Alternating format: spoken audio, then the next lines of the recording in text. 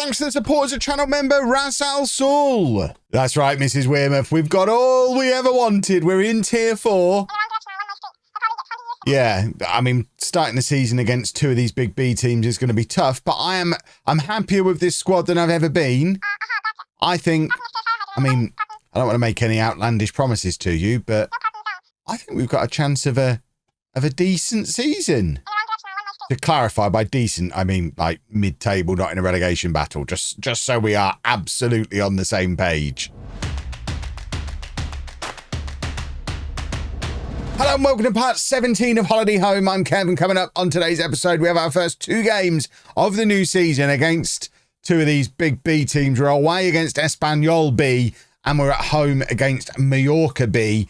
And for clarification, Espanyol B are supposed to finish 5th. Mallorca B are supposed to finish 2nd. Espanyol were relegated from tier 3 last season. Mallorca got promoted from tier 5 with us, but are immediately one of their hot favourites for promotion. These B teams are going to be a challenge for the next several years in this save, I suspect. Getting past these and getting up to the 3rd tier. This is probably going to be the toughest promotion that we have to do throughout this entire save. There's only one automatic promotion spot.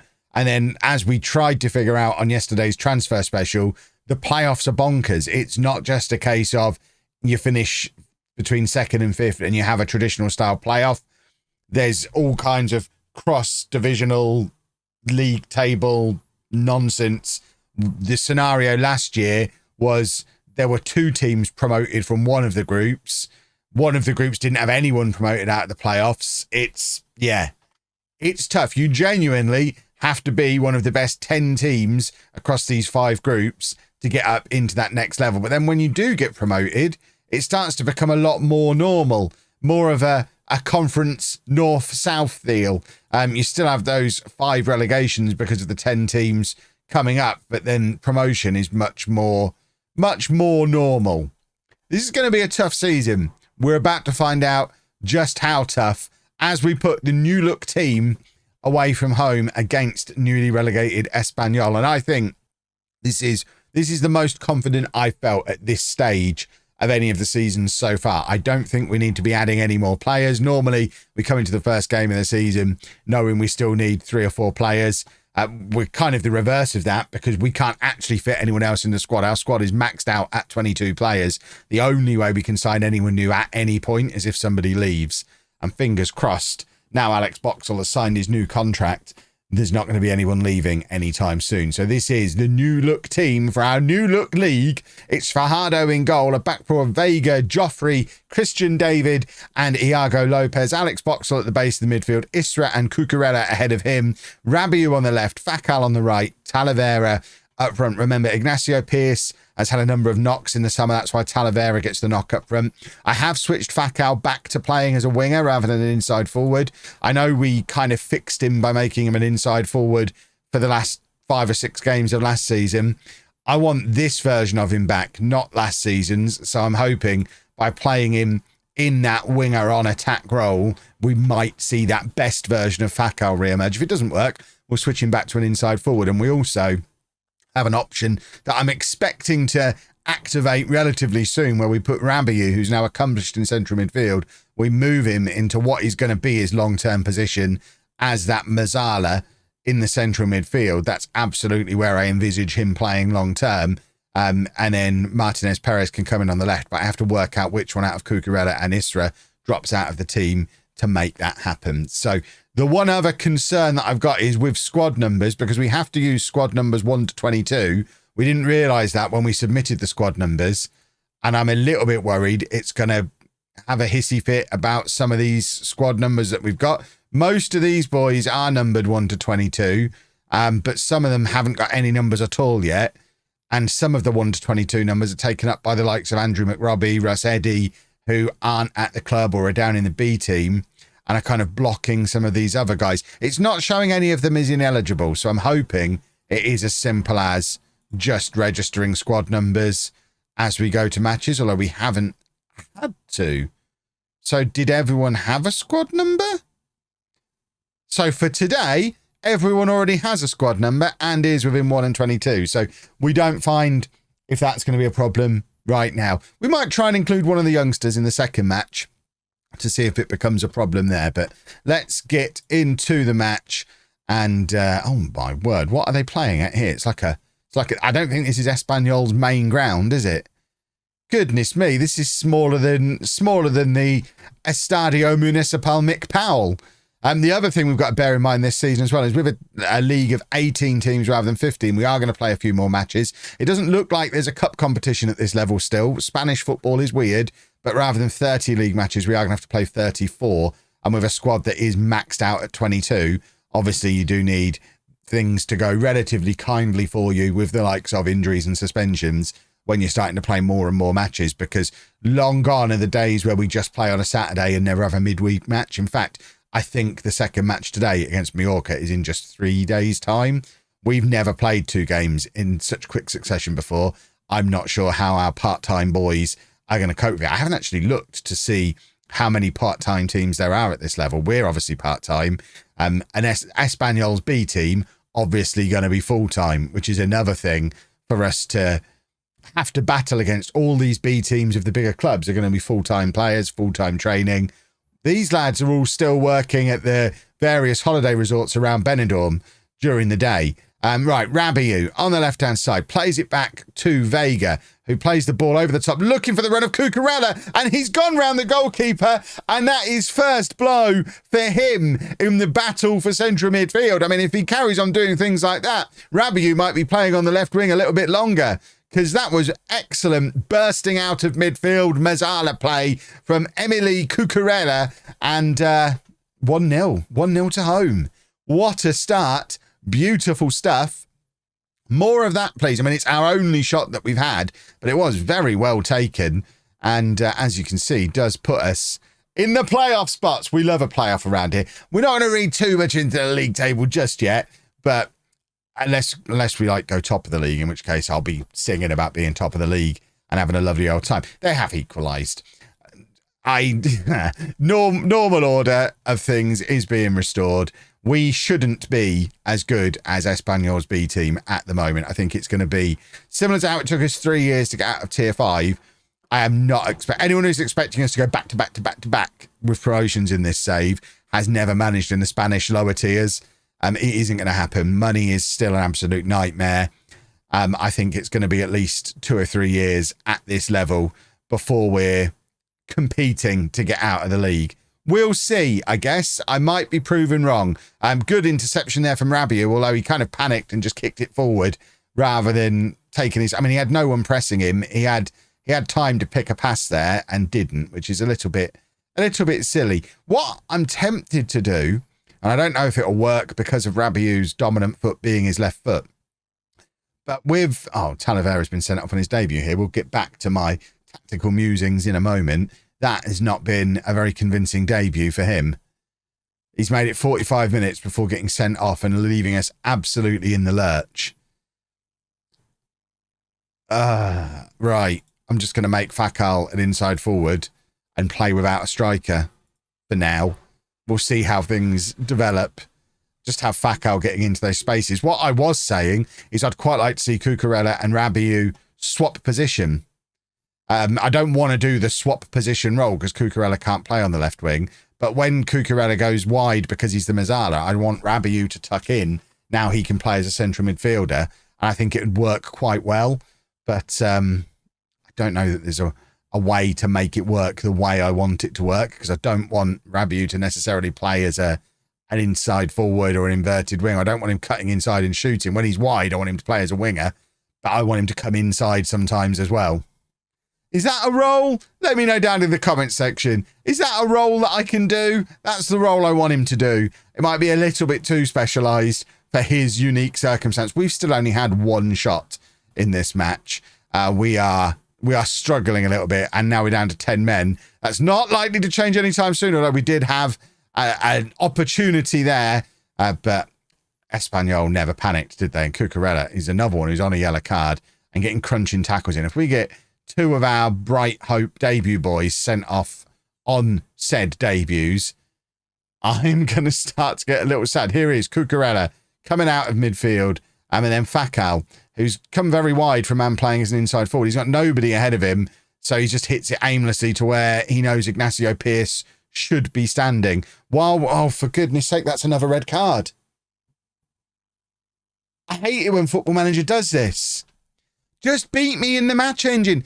It does this when you're playing against a team who are much better than you. You just start getting players sent off. Why it can't just beat me in the match engine rather than making us go through this, I do not know. Right, we are going to make some changes here. Gutierrez is going to come on there, and we're going to sacrifice Fakal and bring on Pearce. Where's Pearce? I'm sure I had Ignacio Pearce on the bench last time I checked. I've already brought him on. Right, that's not who I was aiming for before. Right, Gutierrez is coming on.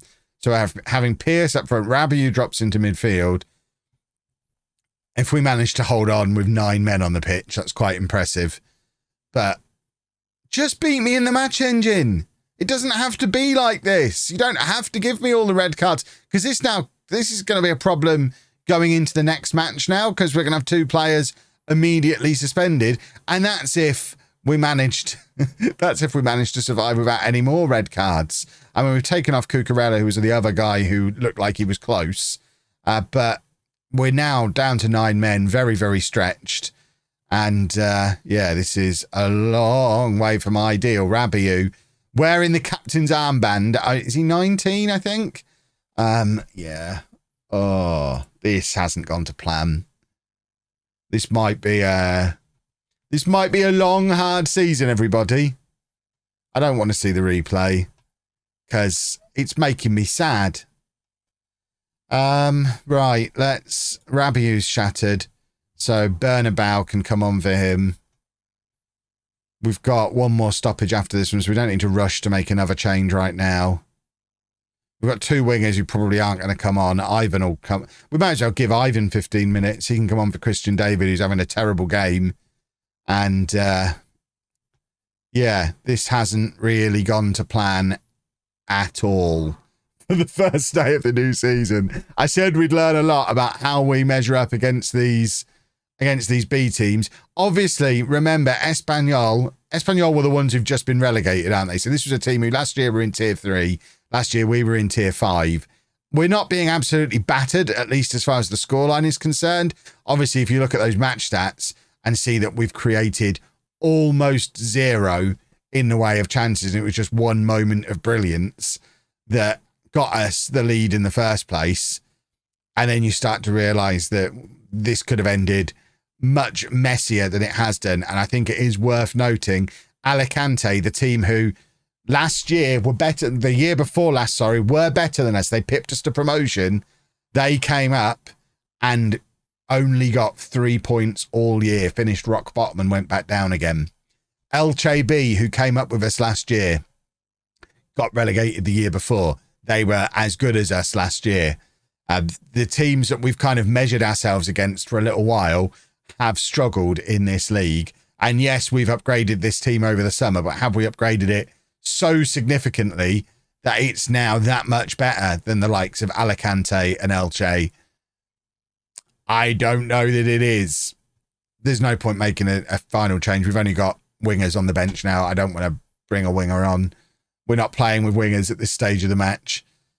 We're just desperately trying not to concede even more goals or take even more red cards. It's been pretty miserable. We've had 21% possession. Well, this season's going to be an interesting one, isn't it? So 2 changes for the Mallorca game. They are the 2 that are forced on me by the red cards in the previous match. So Gutierrez comes in to play at left back for his first start, and Tabarez, who's the youngster that we got on loan from Elche. I mean, context, wasn't good enough to get into our Elche's B team last year. So that's worrisome because we were... but Ignacio Pearce, still not fully fit. He's some way short of full fitness. And obviously Talavera now suspended, as is Vega. It does mean that we get to test this squad number thing, because Tabarez doesn't yet have a squad number. And also Pena, and I think Boyle has one from last year, but Pena doesn't. There's a couple of boys there who need squad numbers allocating. Let's see if it lets me allocate them. Yeah, squad numbers will be given to 2 players. Oh. Can we replace players? Because it's not letting me auto number them. Right, we can replace Andrew. Right, so we can replace players who we're not going to use. I was panicked for a moment there when auto number wasn't working. But we can give them numbers of players not in the squad, I guess, or not in today's match day squad. Yeah, okay. That's fine. It's a little bit iffy, but seems fine. What's the point of squad numbers if you can change them throughout the season? Because that was letting me change the squad numbers of players who will continue to play. But who am I to question the wisdom of Spanish football and their strange little 22-man absolute maximum limit on squad size? Right. Mallorca, slightly different test day, still a B team, still one that were expected to do well this season, but they were at our level last year. So fingers crossed, this is a team that we should find it a little easier to beat. And, I mean, we've gone ahead immediately. It's Fakal with the goal. He really needs to step up. With Pearce not fit, for the first time in the 3+ years we've been at the club, we've not got the option of using Ignacio Pearce from the start, which has never been a problem for us before. But Fakal really needs to step up and show that he is the best player. He's our captain. He's been our best player for a long time, but certainly went off the boil last season. Needs to get back boiling again this year. One of his long-range screamers here would be super. Instead, he's playing it across goal, and there is Tabarez with a goal on his debut. It's 2-0 inside the first 15 minutes. Maybe Espanyol are just really, really, really good. That's all we can hope for, because we've started very well here in our first home match. An immediate reply from what's happened to us in that Espanyol game, and Fakal has been excellent. He's got a goal and an assist, and this is vintage Ivan Fakal that we haven't seen for a long, long time. Obviously, absolutely correct, getting him back to playing as a winger, doing what he does best, beating the fullback, drilling it across the face of the goal. He's done it there, and it's led to a debut goal for Tabarez, who already looks like a better loan signing than Marcos was last year, who I think took 17 games to get his first goal. It didn't even take Tabarez 17 minutes. So that's an upgrade. He's done it at a higher league as well. So that's a nice thing. It does make me question Talavera's future, who, of course, red card on debut. Now his understudy, bearing in mind he was already the understudy, has scored on his debut. Does that drop him down to third choice, even though he's earning nearly £500 a week? He's one of the top paid players at the club. We've given away a penalty there. It was sloppy. Mallorca with a goal back just before half time. And the last thing I want after we've started so well in this match is to just crumble and give it away again. At least we're getting a little bit of possession today, but we are riding our luck a little bit to have scored 2 goals. Our XG is only 1.01. It's actually quite an even game when it comes to things like XG. Both teams have only had 2 shots on target. We just happen to have scored both of ours. So, yeah, like I say, riding our luck just a smidge, and it does actually look like quite an even match between the two teams at the moment, which means at any moment Mallorca could come and grab that equaliser, and nobody could really complain that they didn't deserve it. Right, Joffrey is tired, so we're going to bring on Ruben Pena, the 6'6" centre-back that we've got in on loan from Zaragoza. He's going to come in and make his debut. Rabiu is going to come off for Martinez Perez to give him his first play of the season. And I think that will do for now. I'm looking at Tabarez thinking, actually, you know what? Let's give Ignacio Pearce some more game time. Give him 20 minutes. Try and get him back into match fitness, because I think we're going to need him. If Talavera's going to be a bottle job red card merchant, we're going to need Pearce to be as good as he's been for the last several years. Right, we've got a lot of tired legs on there, particularly in the defence now. We're going to take off Christian David, and Ivan's going to come on for him. And then Isra is going to come off for Kieran Boyle, who's going to come on and make his first appearance of the season. A youngster who we didn't really give much of a chance to last year, but he is part of our 22 for this year. Got to give him a chance, I guess. when you're operating on such a small squad size, everyone who's in it is going to get game time, all 22 of them. I guess that's the logic behind the 22-man squads. But after an absolute nothing of a second half, we have picked up a win. So that's important. We didn't look particularly convincing, but we've got 3 points on the board. And I think we take that after what Espanyol just did to us, because Espanyol were terrifying. Mallorca, less so. And they are two of the top 3 teams in the league. And we didn't look completely out of place. We now have a little run against teams that theoretically we should be better than. And by the time we come back tomorrow, who knows where we'll be, eh? But if you have enjoyed that, please make sure you leave a nice big thumbs up on there for me. Subscribe to the channel for daily Football Manager videos. And thank you very much for watching.